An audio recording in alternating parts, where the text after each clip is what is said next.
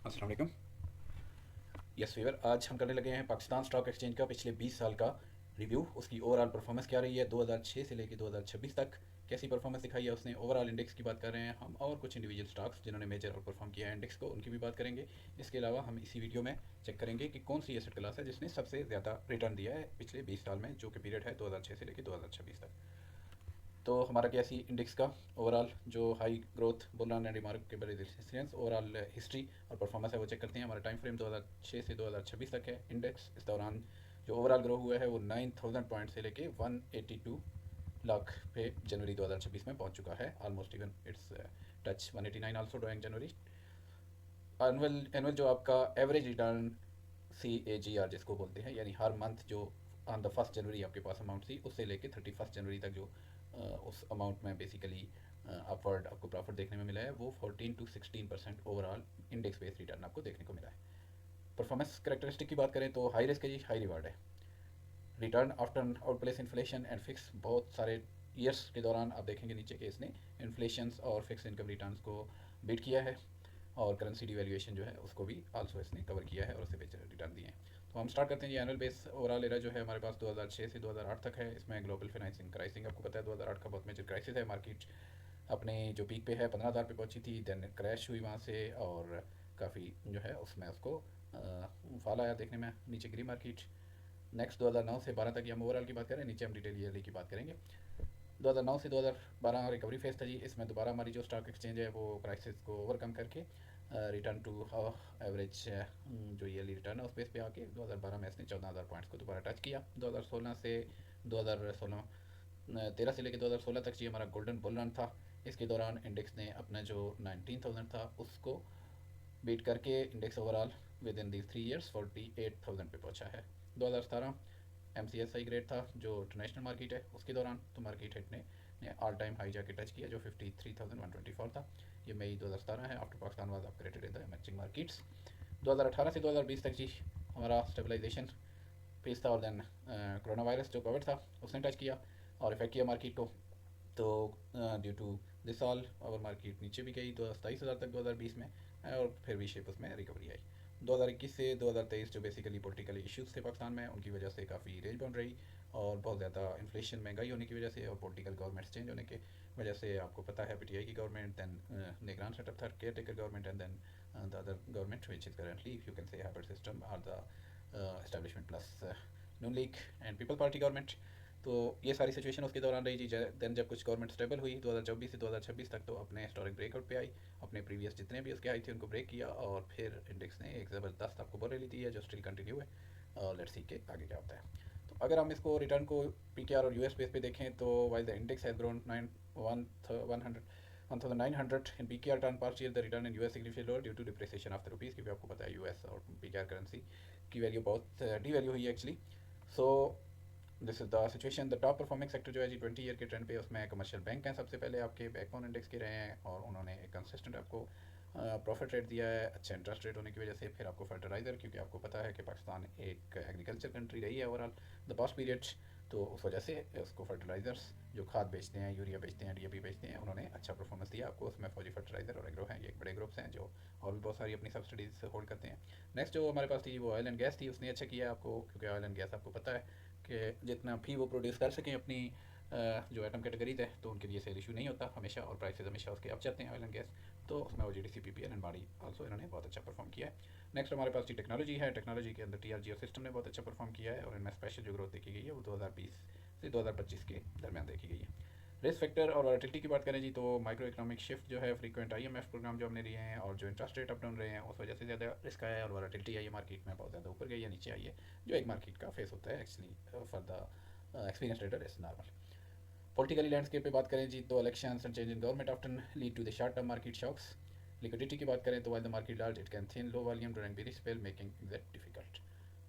तो इसमें जब बुलिश मार्केट होती है तो तब उससे निकलना थोड़ा मुश्किल होता है, चीज़ें आपको बहुत चीप या सस्ती में बेचनी पड़ते हैं आपको अपने स्टॉक्स, और जब बुल होता है तो तब वो अच्छे रिटर्न देता है। Same high risk high growth model.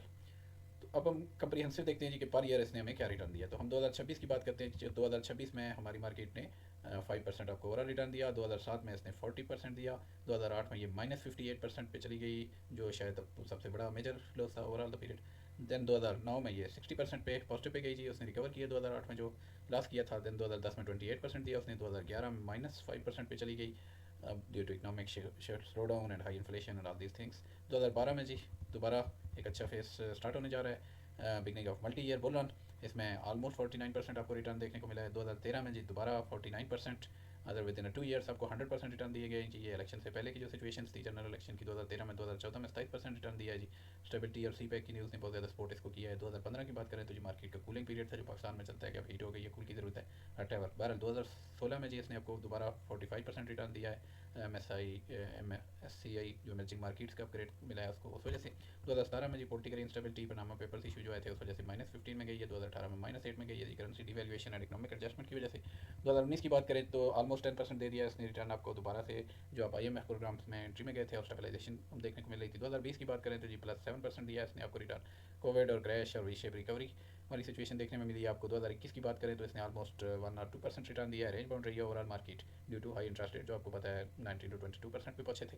तो लोग मूव करके अपनी मनी फिक्स इनकम में ले जाते हैं जब इतने ज़्यादा आपको इंटरेस्ट रेट मिले हैं और इन्फ्लेशन हो रही है। तो 2022 की बात करें तो इसमें जी -9% गई है। सेम सिचुएशन थी जो इंटरेस्ट रेट्स की और रेंज बाउंड सिचुएशन की और पॉलिटिकली जो ट्रांजेक्शन था और फ्लड था, वो सारी चीज़ों ने इसको बुरी तरह अफेक्ट किया। 2023 की बात करें जी तो माशाल्लाह 54% आपको रिटर्न दिया है। दोबारा जो आपका IMF के साथ एग्रीमेंट हुआ है उसने इसको सपोर्ट किया और एक्स्ट्राबिलिटी फीस आपकी स्टार्ट हुई है। 2024 की बात करें तो जी 84% आपको माशाल्लाह रिटर्न मिला है जो कि हिस्टोरिक बुल रन था और इंडेक्स क्रॉस ओवर 100% पॉइंट। और 2025 की बात करें तो जी अगेंस्ट आपको 60% रिटर्न देखने को मिले हैं जो कि एग्रेसिव मॉनेटरी प्राइसिंग और जो आपका इन्फ्लेशन रेट नीचे आए हैं और आपका इंटरेस्ट रेट नीचे आया है उसने इसको सपोर्ट किया है। 2026 की बात करें तो still let's continue as today we are recording this video on 30 January. तो टिल नाउ की बात करें तो ऑलमोस्ट एक्चुअली 5 to 6% गेन दे चुका है जो मार्केट है आपको। इसके दौरान हम बात करते हैं कि किन स्टॉक्स ने आपको सबसे ज़्यादा ओवरऑल दिया जी। तो उसकी बात करें तो जो डिविडेंड और अकाउंटेंट है इसको ओवरऑल आप कैपिटल गेन बेस पे देखते हैं। जो मीज़ान बैंक आपका टॉप कर रहा है जी, द प्रीमियम इस्लामिक बैंक है जी ये आपका, और क्योंकि इसके पास इस्लामिक बैंक वाली जो स्ट्रेंथ है और उसने इसको सपोर्ट किया है एक जो शरीय कंप्लाइंट वाली सिचुएशन और जो इसको एडवांटेजेस हैं बाकी बैंक्स उसमें लेट इंटर हुए हैं, ये उसमें टॉप लीडर है तो उसने सपोर्ट किया है। उसके बाद ये एंग्रो फर्टिलाइजर जो एफर्ट के नाम से टिकर है जिसका PSX पे, उसने आपको सपोर्ट किया है बहुत अच्छा क्योंकि हाई डिविडेंड दे रही थी वो कंपनी और स्टेबल रिटर्न दे रही थी। फिर लकी ग्रुप जो है जी, लकी सीमेंट के नाम से या लक के नाम से पहचाना जाता है, उसने बहुत अच्छा जी एक आपको सपोर्ट दिया, एक अच्छा ग्रुप है जो बहुत सारे सेक्टर्स में बेसिकली एक अच्छी कंपनी रन कर रहा है। फिर हम सिस्टम लिमिटेड को देख रहे हैं जी, उसने IT सर्विस दी और IT बूम आपको पता है बिफोर AI, तो उसने इसको सपोर्ट किया बहुत ज़्यादा। ये क्लाउड्स पे और सिस्टम्स और SAP पे आना पे और इन सारी चीज़ों पे काम कर रहे हैं और मिडल ईस्ट में इनका बहुत अच्छा सेटअप है।